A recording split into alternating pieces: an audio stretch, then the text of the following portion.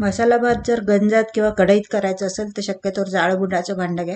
याच्यामध्ये 1 पळी तेल घेतलं आहे मी. हे तेल तापलं की याच्यामध्ये घालायची आपल्याला मोहरी, जिरं आणि थोडा हिंग.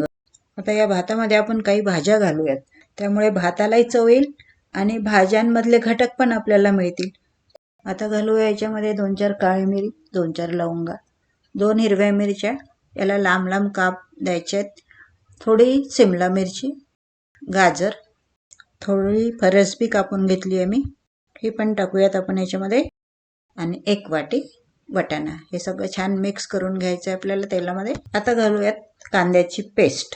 भाज्या थोड्या नरम झाल्या की कांद्याची पेस्ट घालायची, म्हणजे ती जळत नाही. आणि 1 चमचा अद्रक लसणाची पेस्ट, त्याच्यामध्ये हिरवी मिरची, कोथिंबीर, कढीपत्ता सगळंच मिक्स केलेलं आहे. अर्धा चमचा हळद, अर्धा चमचा तिखट तुम्ही तुमच्या सोयीनुसार घाला. 1 चमचा गरम मसाला किंवा बिर्याणी मसाला किंवा पुलाव मसाला तुम्ही टाकू शकता. हे 1 वाटी तांदूळ धुवून सोक करायला ठेवले होते मी, हे आता आपण याच्यामध्ये घालूयात.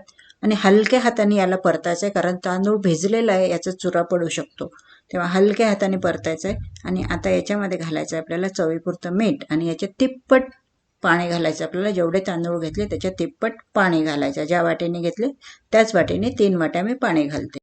तांदूळ जुना असेल तर पाणी थोडं जास्त लागेल, त्यानुसार तुम्ही कमी जास्त करू शकता. नवीन असेल तर पाणी थोडं कमी लागते. आता याच्यावर झाकण ठेवूया आणि मंद गॅसवर 10 ते 15 मिनटं असंच होऊ द्यायचं आहे. बघा 15 मिनटं झाली तर आपला भात शिजून तयार. असं पाणी संपूर्ण आटलेलं दिसलं की समजा आपला भात शिजला. आता याला झाकून थोडा वेळ असंच ठेवूयात, म्हणजे याची वाफ याच्यामध्ये मुरेल आणि भाताला छान चव येईल. 5 मिनिटांनंतर आपण उघडून बघूयात. बघा आपला भात रेडी आहे. वरून घालायचं आहे थोडासा कोथिंबीर आणि थोडा खोबरा किस.